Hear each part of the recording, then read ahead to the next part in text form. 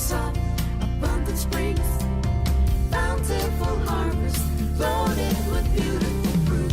I want that life, one part in thee.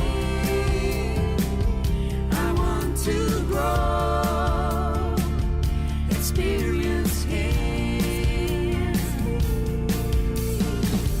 the Christ I never knew before. Dry bones jump up and come alive.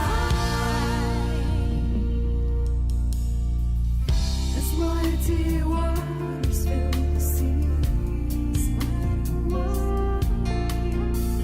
so Christ's life washed away all fear. His glory stands eternally, His life with us is victory. What has been dead comes back to life, to bring forth buds of fresh new green. The promise of abundant springs, bountiful harvest, loaded with beautiful fruit. What has been dead comes back to life, to bring forth buds of fresh new green. The promise of abundant springs, bountiful harvest, loaded with beautiful fruit. I want that life, one part in thee. I want to grow, experience Him, the Christ I never knew before. Dry bones jump up and come alive. Come alive now, come alive. Let's watch wastelands catching life. Come alive now, come alive. Let's watch dead now come alive. Come alive now, come alive. Let's watch wastelands catching life. Come alive now, come alive. Let's watch dead now come alive. Come alive now, come alive. Let's watch wastelands catching life. Come alive now, come alive. Let's watch dead now come alive. Come alive now, come alive. Let's watch wastelands catching life. Come alive now, come alive. Let's watch dead now come alive. I want that life, one part in thee. I want to grow, experience Him, the Christ I never knew before. Dry bones jump up and come alive.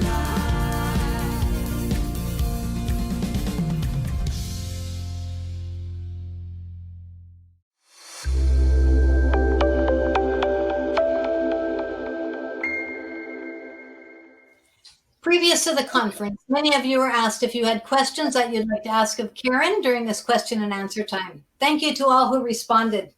We'll see how many questions that we're able to get through during this Q&A time. So, Karen, our first question is from Brenda from Canada. When one is part of a leadership team, what are some best practices when there is a difference in theological understanding concerning a particular topic, and whether there can be acceptance, support by the church or not? Great. Well, thanks, Brenda, for kicking us off. I know this is a big issue, and I also know that probably in my younger years of leadership, I felt like I had to agree on every single thing with people that I led with. But what I've come to understand is as long as we know the organization values that that leadership team is part of, and we agree on those, then that's the most important thing in that leadership moment. Now, if you're a leader in a church with a church team, this is a little bit more tricky, but you have those conversations offline and in private, and you agree what your public statement's going to be. You know, you need to allow grace for issues where you don't agree.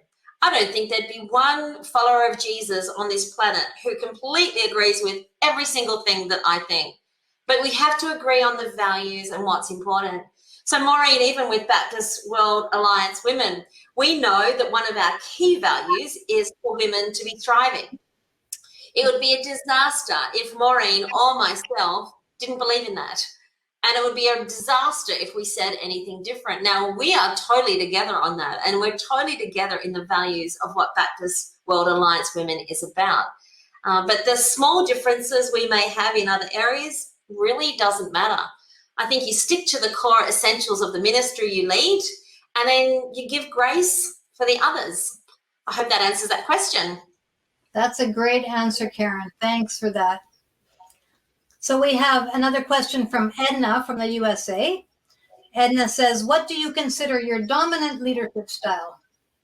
I would say I'm a relational leader. That would be my dominant style. Yeah, that makes sense. The next question she asked is, do you ever feel like throwing in the towel? Often. I actually think Monday mornings after a Sunday preaching, I'm always working out why I'm still doing this. I find there are lots of low points in my week, and it takes a decision of will to just keep to the call sometimes. So yes, I often feel like throwing in the towel. So with your busy schedule, she asks, do you take time out just to do nothing? I love that question. For me, doing nothing is not doing nothing. It's actually renewing and replenishing and refreshing. And here's what I do, a very practical advice. I color code my diary. Now, that just may sound a little funny to you, but I have a couple of different jobs and a couple of different volunteer roles, and then I have my family and my personal one. So for one particular job, I have it all the appointments and diary notifications in orange. The other job, it's in purple. But for everything personal, I actually put all of those little boxes in my calendar in red, because I want to be able to look at a week, and I do this every Monday, and I look at the balance of my week. Now, in one given day, you won't be able to see balance, because some days, particularly Maureen, while we're recording this, today is all about this. But, you know, other days, it might be all about family. I have a granddaughter and I have a little grandbaby son just born in the last week. And, you know, my priority is to really be there for them too. I don't want to look at my diary over a month and not see very much red. I want to see that splattered through so that I know I've got a good balance. And it may be called doing nothing, but for me, it's renewing, it's restoring, it's just having creative space to be who I'm meant to be. And it gives me energy. In fact, speaking to you today gives me energy. So that's a great part of my work-life balance. That's so important. Thanks for sharing that. That's a great way to approach it. So I have another question now from Ruth from India. As a Christian leader, how can we work effectively to bring all the local Baptist women together to grow in the Lord? What are the strategies we can implement? And she would like certain points to describe that. You know, if you're in India at the moment and you're online with us today, my heart goes out to you, because your country has been so affected by COVID-19, and I can't imagine the leadership challenges. I was speaking to another woman in India who said she just can't connect with her women because they're scattered everywhere and they're not allowed to gather in any way. So during this season, and I think for most of my leadership world, if you're a leader, I focus on networking with other leaders. It's a little like the Moses story where, you know, he was trying to meet the needs of all of the people when they left their slavery in Egypt. And God spoke to him and said, you're just not doing this right. You're not going to be able to connect with everyone unless you appoint leaders over the different tribes and ministry areas. And so I think as a leader, you need to be connecting with other leaders from the Baptist groups who then will lead other people. Work with what I would call the influencers, the people who have a group around them. It might be 10, could be 100, but that would be my priority. Lead other leaders who will lead other people. I think praying together, Maureen, is always a huge thing. Just pausing, particularly in the struggles we're in, and getting those leaders together and praying. I think worshiping together. I think making time every time you're together to make it beneficial for both of you. We don't need more knowledge. We can actually go online and get any knowledge we need. We need more connection. And if the leaders in your Baptist movement there in India know that you're connected and you're sharing openly, and you're sharing authentically of your struggles and your challenges, they'll leave feeling like it's been beneficial for them. And I also think maybe getting our hands dirty right in the grassroots, doing what Jesus would have done, serving in different ways, the most vulnerable and needy in your country. You do that with leaders together, it somehow brings you together. So yeah, we're praying for you there in India, and I pray that some of those tips will be helpful for you. Yes, thanks. Thanks for that.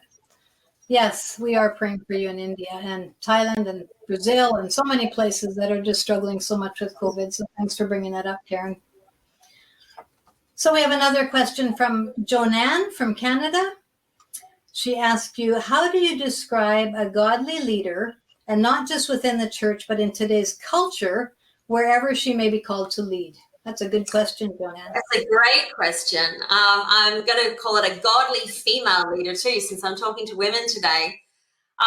In fact, I spoke at a conference for the Canadian Baptist women in Ontario and Quebec, and we talked about Deborah. And Deborah in the Old Testament, in the book of Judges, I think is the epitome of a godly leader. Here's some things. She had integrity. She was countercultural. In her time, it wasn't culturally normal for a woman to speak and lead, and she didn't shy away from that. She just stood in her space.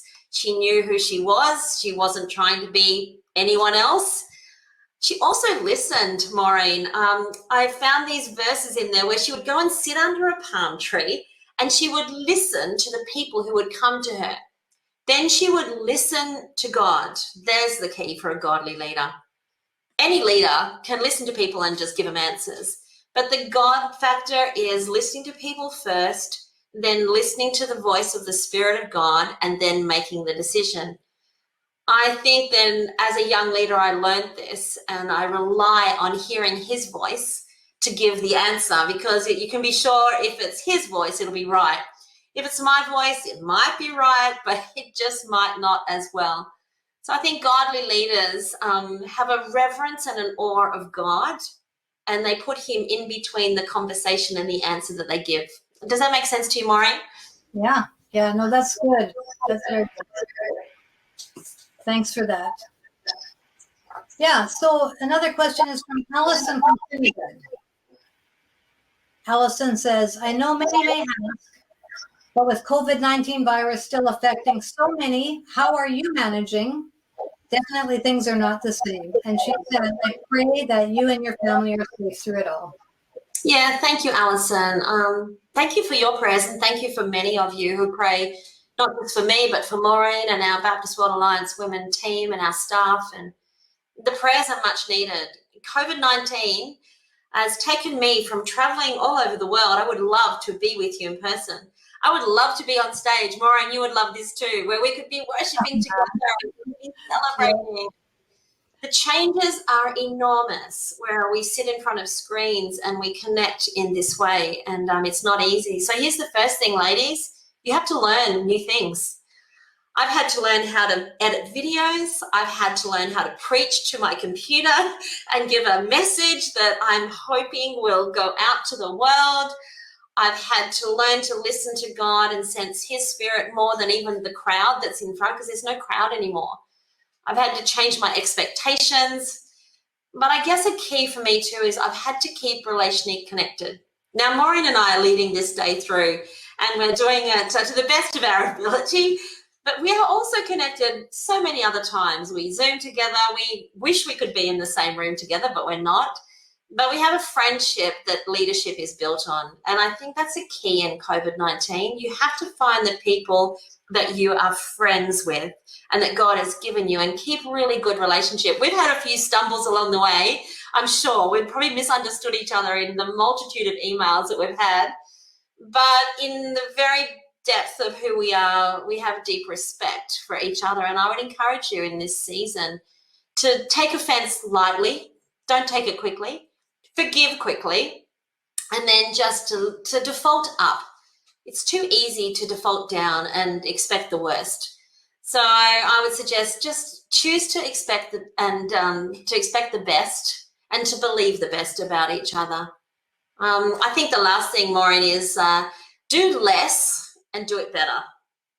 So here's what I mean by that. Don't skim through life. I know the days when I'm so busy with online and all sorts of things, when there's not much red in my day for my personal life, I can feel like I'm skimming, and I've just chosen during this season of COVID-19 to do less, but to do it better, to do it well, and to immerse myself in the moment, whatever the moment might be. Wow. Yeah, that's good. Thanks. It's not an easy situation. I mean, it's been, I've said so many times, that it's a really hard time to be a leader and to work with COVID and deal with all the repercussions of that. But we do what we can do. And actually, we've seen God do so many things through this that we wouldn't have done otherwise, like pushed us to online training and different things that have been things that we should have done a long time ago. But there's a few things like that are positive that are coming out of this situation. Yeah. So, yeah. Go ahead. Yeah, no, that was a good response. So now I have another question for you. This one is from Ella from Thailand. And she also, as she said, how do you balance self-care and ministries? Self-care and ministries. Thank you, Ella. You know what? I grew up in a pastor's family. My dad was a pastor. So I grew up as a PK, we would call it, a pastor's kid.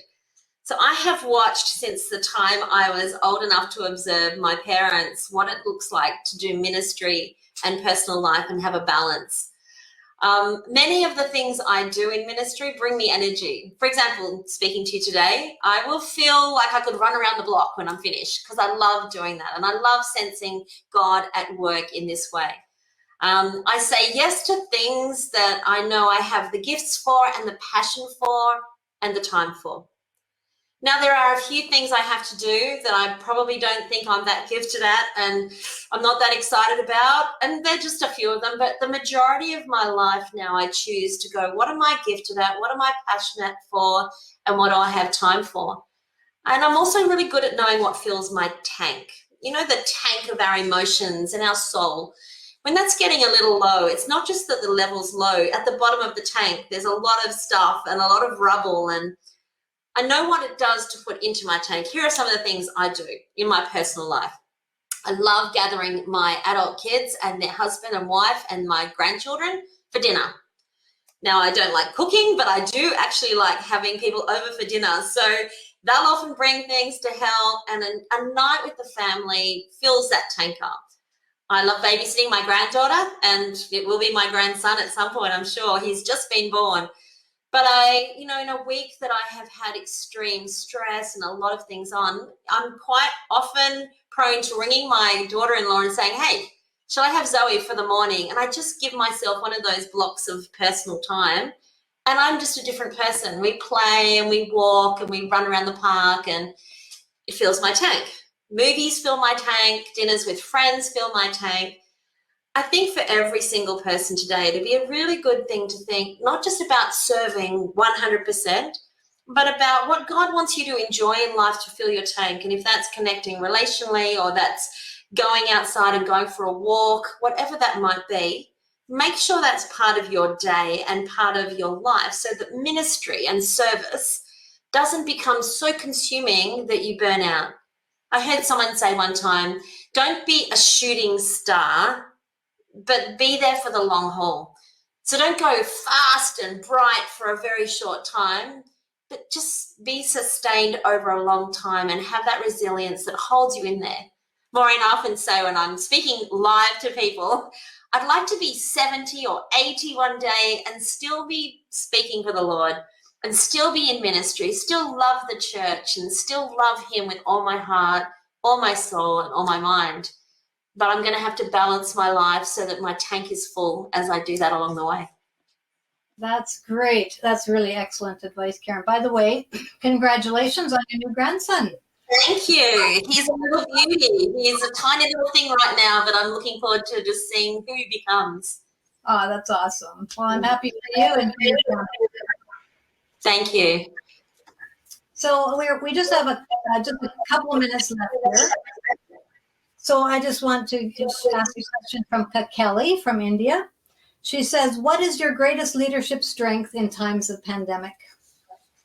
Okay, I'm not sure that this has changed too much from just a leadership strength in general.